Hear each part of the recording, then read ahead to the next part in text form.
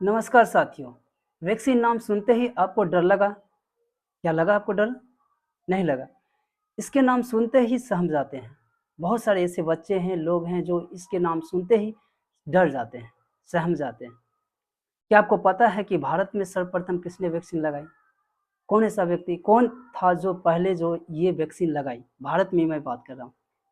आप जानकर बड़ा हैरान हो जाएंगे यह बात कि भारत में सर्वप्रथम पहले किसने वैक्सीन लगाई। बड़े बुजुर्ग या जवान कोई भी हो, इंजेक्शन का नाम सुनते ही उनको डर लगता है। डर लगना स्वाभाविक है। भले पूरे डर ना लगे, लेकिन थोड़ा ही सही, लेकिन डर लगता होगा। हम सब ने कोरोना वैक्सीन ली है और हम सभी जानते हैं कि कोरोना वैक्सीन लेने के समय कितना डर रहते हैं। भारत में पहली बार वैक्सीन एक छोटी सी मासूम बच्ची जिसका उम्र मात्र 3 साल थी, वो पहले ली थी। 3 साल की बच्ची ने पहली वैक्सीन लगाई थी। कौन थी? कहाँ पे लगाई? कैसे लगा? क्या जब वो वैक्सीन ले रही थी उस समय उसको डर लगा? आज हम इसी के बारे में जानेंगे। मात्र 3 साल की बच्ची ने पहली वैक्सीन लगाई। क्या आपको पता है कि वह 3 साल की बच्ची का नाम क्या है? यदि नहीं पता है तो आज हम जानेंगे। और यहीं से भारत में टीकाकरण की भी शुरुआत हुई।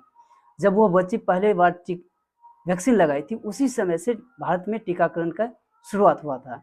आप सभी को पता होगा कि टीकाकरण जो है 16 मार्च को राष्ट्रीय टीकाकरण दिवस के रूप में हम लोग मनाते हैं। जस्ट आज 1-2 दिन के बाद में ही आने वाला यह 16 तारीख को राष्ट्रीय टीकाकरण दिवस है। हम पहले यह जानेंगे कि इंजेक्शन किसने बनाया। सबसे पहले महत्वपूर्ण प्रश्न है कि इंजेक्शन बनाया है किसने? कौन ऐसे वैज्ञानिक थे जिन्होंने सर्वप्रथम इंजेक्शन बनाया? और टीकाकरण की शुरुआत कैसे हुई?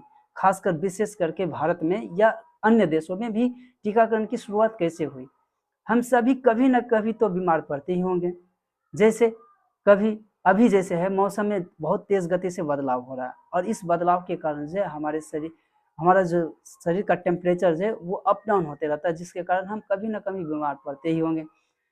यदि हम मौसम के प्रति सचेत ना रहें तो आप बीमार पड़ सकते हैं। तो डॉक्टर आपको इंजेक्शन लगाने की बात या उस डॉक्टर जो है सलाह देगी और हमारे लिए अनिवार्य भी हो जाता है कि इंजेक्शन लगाना। यदि हम इंजेक्शन नहीं लगाएंगे तो क्या हम बीमारी से छुटकारा नहीं पा सकते हैं। इसलिए अभी के समय में सभी कोई जो भी छोटा मोटा हो, उसमें भी देखते हैं कि हम इंजेक्शन लगाते हैं। हम इंजेक्शन डरते ही सही, लेकिन लगाते हैं। पहले जब बीमारी आती थी तो वह महामारी का रूप ले लेती थी। पहले जो बीमारी होता था बहुत बड़ा होता था। महामारी के रूप में पूरा परिवार, समाज, पूरी तरह से जो वहाँ जो पूरा गांव समाप्त हो जाता था। जैसे हैजा, फ्लू, ऐसी बीमारियां जो होते थे पूरे गांव को समेट लेता था। इतना बड़ा भयंकर बीमारी हुआ करता था पहले के समय में। और उस समय इलाज का भी बेहतर उतना उपाय नहीं था। तो बीमारी जो महामारी जो गंभीर रूप से बीमारी होने से लोग क्या होता था, तरफ तरफ के मरने लगते थे, मगर उचित इलाज नहीं मिलने के कारण जो उनकी मृत्यु हो जाती थी, असमय ही मृत्यु हो जाती थी। जबकि उन्हें अच्छा इलाज नहीं मिल पाता था, इसीलिए वो जो है उनकी मृत्यु हो जाती है। आज हमारे पास जो है बहुत सारे ऐसे टीकाकरण का ऐसे बहुत सारे ऐसे वैक्सीन हैं जो उपलब्ध हैं।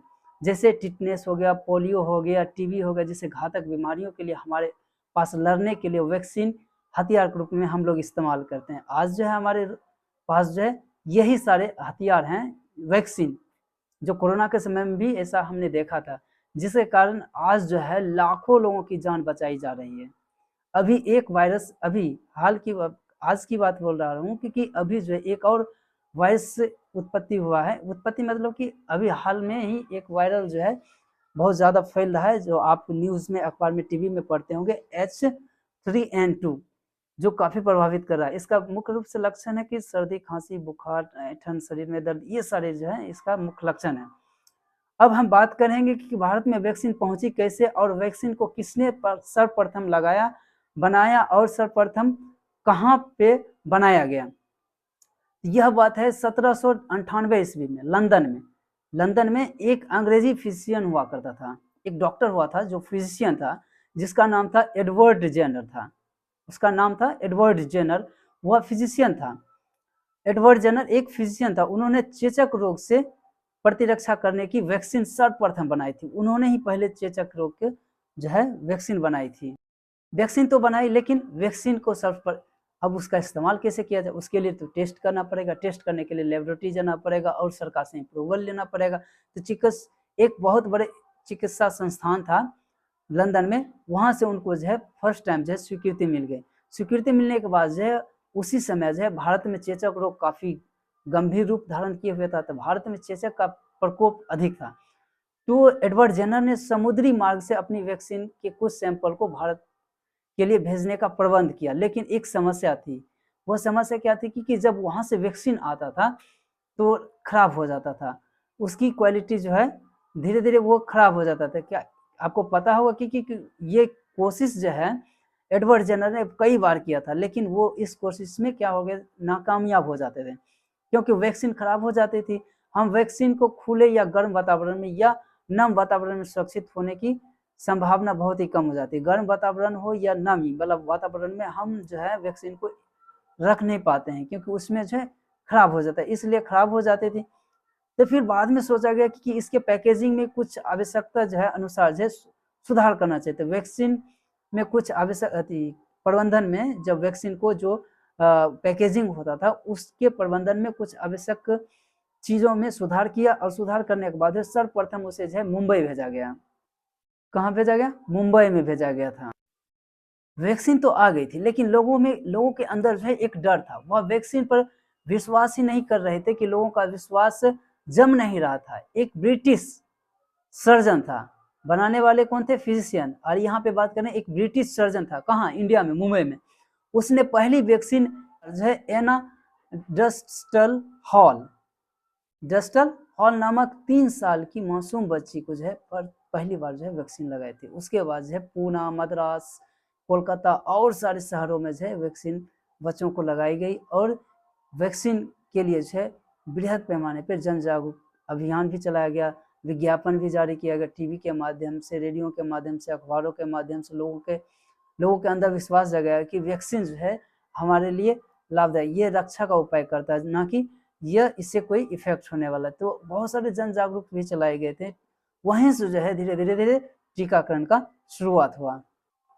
आज 16 मार्च है, तो आज 16 मार्च 1995 को राष्ट्रीय टीकाकरण मनाया जाने लगा। भारत में जो है इसकी घोषणा 1995 में ही कर दी गई थी, गवर्नमेंट ने कर दिया था, और इसका जो है टीकाकरण का अभियान इसी दिन से जो शुरू हो गया।